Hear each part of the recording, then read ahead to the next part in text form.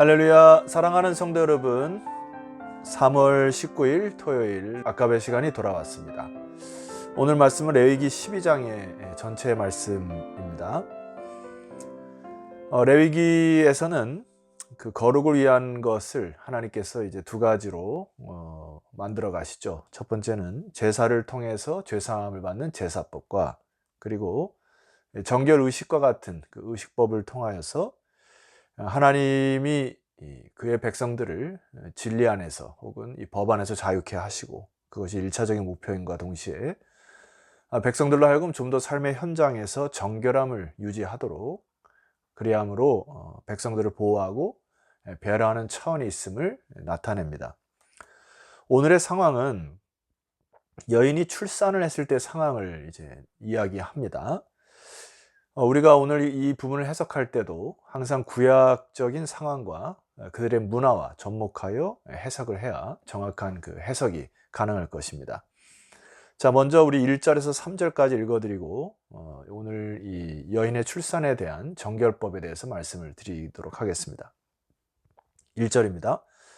여호와께서 모세에게 말씀하여 이르시되 2절 이스라엘 자손에게 말하 이르라 여인이 임신하여 남자를 낳으면 그는 이레 동안 부정하리니 곧 월경할 때와 같이 부정할 것이요 3절 여덟째 날에는 그 아이의 포피를 뺄 것이다. 자, 여기 여인이 임신하여 남자를 낳을 경우에 여기 단어에 이제 부정하다 이렇게 이제 표현이 되어 있는데, 이제 이것이 많이 그 오해가 되는 구절이죠. 그래서 어떤 학자는 부정한 이유가 선악과를 먹은 그 여인, 그래서 그 에덴 동산에서 이 출산이 그 자체가 죄의 타락의 결과다, 뭐 이렇게 해석을 하는데요. 그것은 잘못 해석한 것입니다. 타락의 결과 여인에게는 출산하는 고통이 있었던 것이죠. 고통이 더해짐을 말하는 것입니다. 그렇다면 여기 부정하다라고 하는 개념은 계속해서 설명한 이 부정이라는 단어는 이 탐해라고 하는 단어로서 종교적 의미로 부정한, 제사에 쓰일 수 없는 뭐 이런 뜻이라 말씀드렸죠. 그러니까 오늘 이 여인이 출산했을 때는 이렇게 해석하면 되죠. 제사에 나오기에 적합한 준비가 되지 않은 상태의 의미인 것입니다. 자, 그렇다면 이것이 이제 그 부정하다라고 하는 거는 그 상태가 됐는데 왜 부정하느냐 라고 했을 때 4절의 의미가 있습니다. 그 여인은 아직도 33일을 지내야 산열이 깨끗하리니 정결하게 되는 기한이 차기 전에는 성물을 만지지도 말며 성소에 들어가지도 말 것이며. 자, 레위기에서 정확하게 말씀하는 그 이유는 바로 산혈 때문이었다. 여인이 아기를 낳을 때 피를 흘리는 것 때문에 이제 그것이 부정하게 되었다, 이제 이런 표현인데 왜 그랬을까요? 피의 유출이라고 하는 것은 죽음과 관련되어 있기 때문에 그렇습니다. 그러니까 피를 계속 흘리면 죽기도 하고, 또 너무 많이 피를 흘리거나 하면 몸이 굉장히 상하게 되겠죠. 근데 또 하나, 이 출산할 때에는 그 몸속에 더러운 것들을 함께 이제 밖으로 내보내는 검붉은 피를 말하게 됩니다. 레위기 보면은 그 피가 어떤 옷에든지 묻었으면은 거룩한 곳에서 빨 것이요 라고 바로 이 정결법을 시행하라고 합니다. 그만큼 이 피에 중요한 의미가 담겨 있습니다. 자, 구약학자 중에 그 고든 웨남이라고 하는 분이 계신데, 그분이 이제 그의 주석에서 이렇게 피에 대해서 씁니다. 피의 상징적 중요성 때문입니다.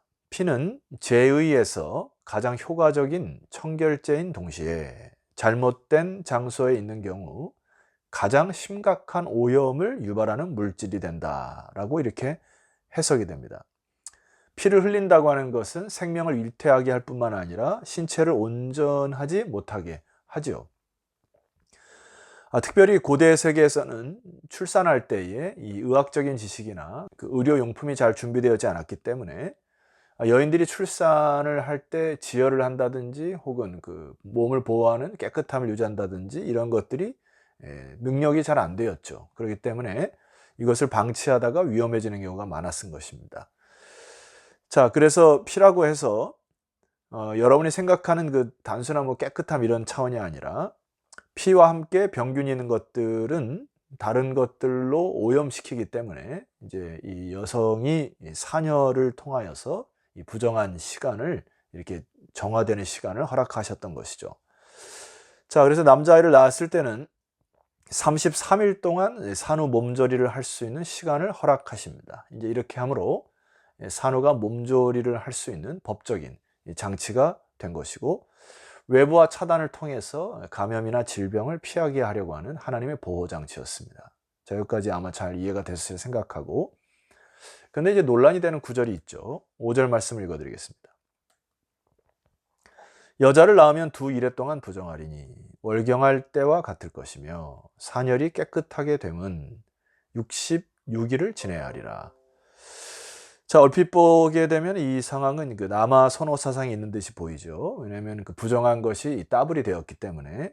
그리고 산후조리도 따블이 되어서 앞에는 40일, 뒤에는 80일 이렇게 되어 있습니다. 이게 너무나 편파적인 것이 아닌가 생각할 수가 있어요. 자, 그러나 성경의 전체 기록 과정을 볼 때 남녀가 성적 불평등을 말하지 않습니다.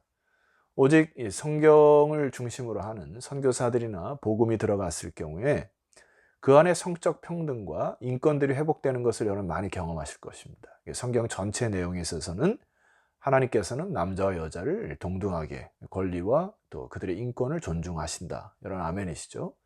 자, 그렇다면 다른 이유가 있었을 것입니다. 이때 당시에 고대의 문화와 상황 이런 것들을 잘 보셔야 되고요. 자, 우리가 이제 왜 그러냐라고 했을 때 이제 레위기서를 우리가 공부하고 있으니까 레위기서에서 왜 이것이 이제 불평등하지 않은가를 보게 되면은 남녀에 따라, 그러니까 남아와 여아를 출산하는 것 따라 만약에 남아가 더 우월하다고 하면은 뭐 재물도 더 컸어야 되겠죠. 그러나 레위기서 12장 6절 말씀 보면은 아들이나 딸이나 정결하게 되는 기간이 차면 동등하다는 이야기죠. 그 여인은 번제를 위하여 1년 된 어린 양을 가져가고 속죄제를 위하여 집비둘기 새끼나 산비둘기를 회막문 제사장에게로 가져갈 것이다. 제사를 드리는 제물에 차별과 구별이 없으므로 남녀 차이는 아닌 것이죠. 자, 그렇다면은 왜 이렇게 했어야 되냐라고 하는 것들을 한 세 가지 차원에서 말씀을 드릴 텐데 무엇이 정답이다 할 수가 없습니다. 그러니까 이것이 이제 하나님의 의도를 뭐 여러 가지 주석이나 신학자들의 의견을 종합해 본 결과 세 가지로 말씀을 좀 드릴 수 있는데 무엇을 취하든지 혹은 뭐 다 취하든지 상관이 없을 것 같습니다.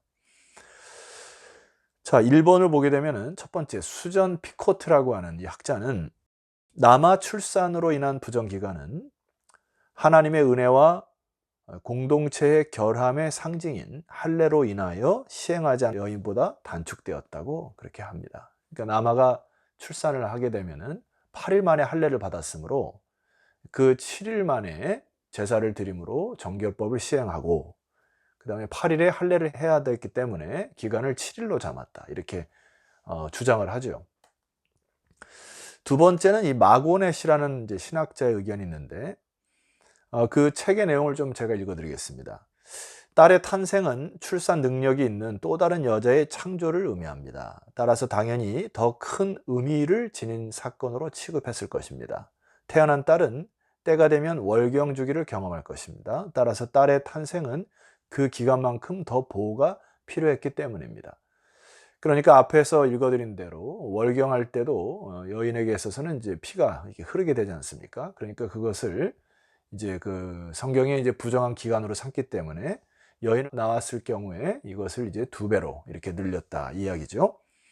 세 번째로는 의학적인 이제 접근 방법인데요. 그 여자 아이를 낳게 되면은 산모에게 더 오랜 회복 기간이 필요하다고 이게 이제 통상 관념적으로 이야기를 합니다. 이유는 그 질 분비물이 남아보다 더 많은 것들을 쏟아낸다고 하는 거예요. 그러니까 이 부분은 좀 더 여인을 보호하는 차원이라는 해석을 받아들여 봅니다. 자, 이제 결론적으로 말씀드려야 될 것은 출산한 여인이 공동체로 다시 돌아오기 전에 속죄제와 번제를 꼭 드렸어야 됩니다. 이 제사와 정결의식은 먼저 앞에서 볼 때 하나님 앞에서 설 수 있다고 하는 공식적인 증거를 받게 되는 것이고, 그리고 이제는 그가 속한 공동체의 복귀를 인정하게 됩니다. 그러니까 이것은 굉장히 축제와 같을 것이라 생각해요. 여인이 공동체에 다시 속하고 또 하나님 앞에 깨끗해짐으로 속죄제와 번제를 드릴 때 굉장한 기쁨이 있었으리라 생각이 됩니다. 자, 제물을 이제 드리는 것도 이제 말씀을 이제 하게 되는데요. 8절 말씀 보면은 그 여인이 어린 양을 바치기에 힘이 미치지 못하면은 산비둘기 2마리나 집비둘기 새끼 2마리를 가져다가 하나는 번제물로 하나는 속죄제물로 삼을 것이요 제사장은 그를 위하여 속죄할지니 그가 정결하리라. 자, 이 8절의 이제 마지막 절도 보면은 하나님께서 그 출산하는 여인의 재정 상태나 가난한가 부한가 그리고 그의 가정 형편까지도 배려하시는 것을 볼 수가 있어요. 그러니까 가난한 자들은 어린 양을 바치기에 힘이 미치지 못하면 거기에 드릴 돈이 없으면은 산비둘기나 집비둘기 새끼로 대신하도록 그렇게 배려하는 하나님의 그 장치를 보게 됩니다.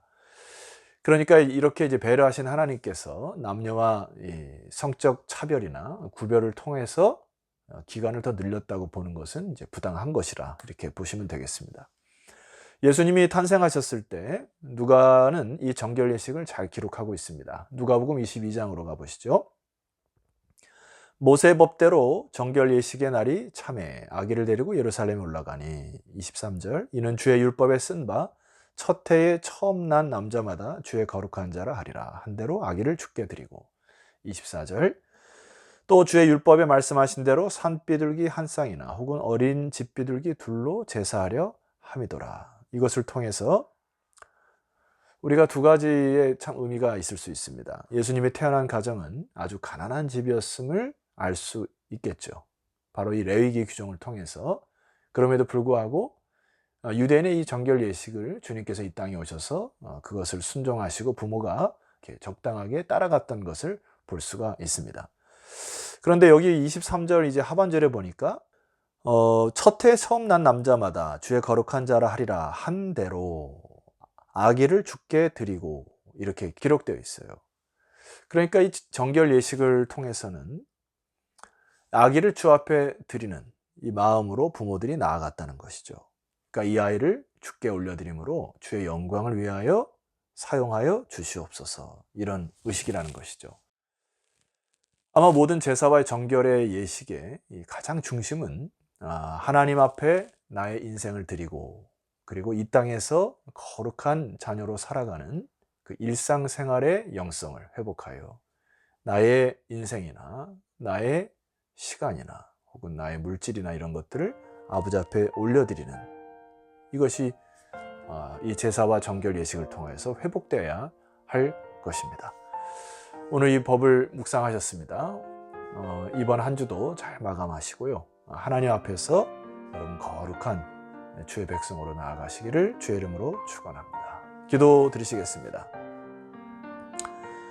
하나님, 레위기서 12장의 말씀을 통하여 저희들에게 말씀하시니 감사합니다. 우리가 이제 오늘 살아가는 또 오늘날 현대를 살아가는 우리 모두들이 아버지 앞에 정결한 마음으로 또 아버지 앞에 예배하는 마음으로 주 앞에 서게 하셔서 거룩한 제사장으로 다리를 놓는 사람들의 역사를 이루는 믿음의 백성들이 다 되게 하옵소서. 예수 그리스도 이름으로 기도드렸사옵나이다. 아멘. 자, 성도 여러분, 내일은 거룩한 주일입니다. 하나님 앞에 예배로 나오시고 아버지 앞에 정결한 모습으로 또 거룩을 회복하는 시간이 되기를 소망합니다. 내일 뵙겠습니다.